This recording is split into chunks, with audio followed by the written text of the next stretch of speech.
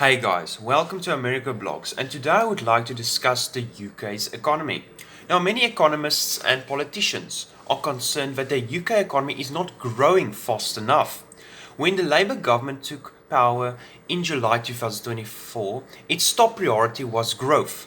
The economy has fallen into a recession at the end of 2023, but rebounded in the first half of 2024.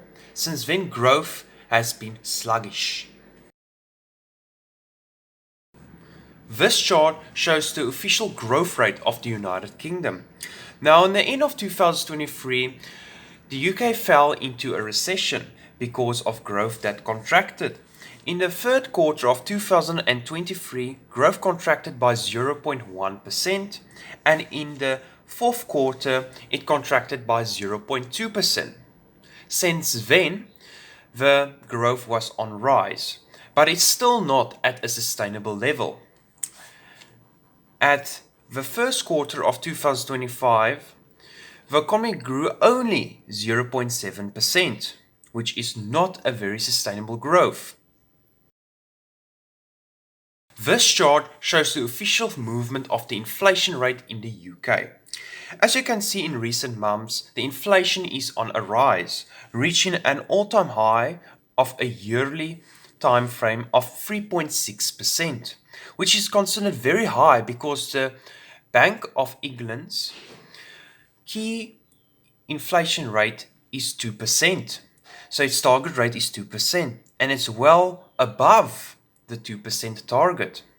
Many economists and politicians are concerned about this high inflation and also low economical growth.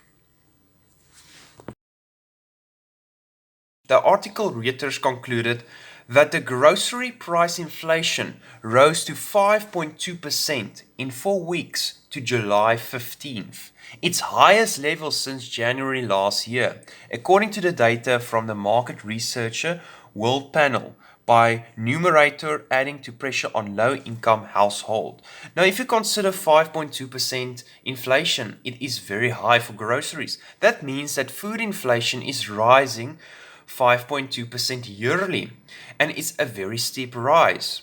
Usually economists would recommend that inflation must be below 2% or at least meet the 2% criteria. But now the UK economy is on the moment overheating, and there is more reasons why inflation is high. This chart shows the debt per GDP in the UK. Now, from 2007, we have seen that the debt have increased in the UK, which is a very big concern. We know that the UK has always struggled with debt percentage of the GDP. As you can see in 1948, that it exceeded 200% of its GDP, but has gradually declined till 1988 and has then risen again. Now, this is a big concern if you have too much debt in the country, because if there's too much debt, it creates high inflation, high interest rates, and it makes the economy unbearable for businesses. Now, sometimes debt can be a good thing in an economy. Usually it is used to create jobs and to stimulate the economy. But if it's done too much, it can have very big consequences. Summary and conclusion. The UK debt is way too high. It is exceeding more than 100% of its GDP.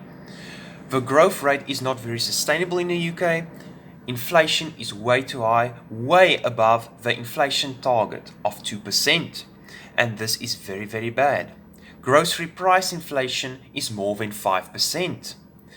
Households are struggling and they can't keep up.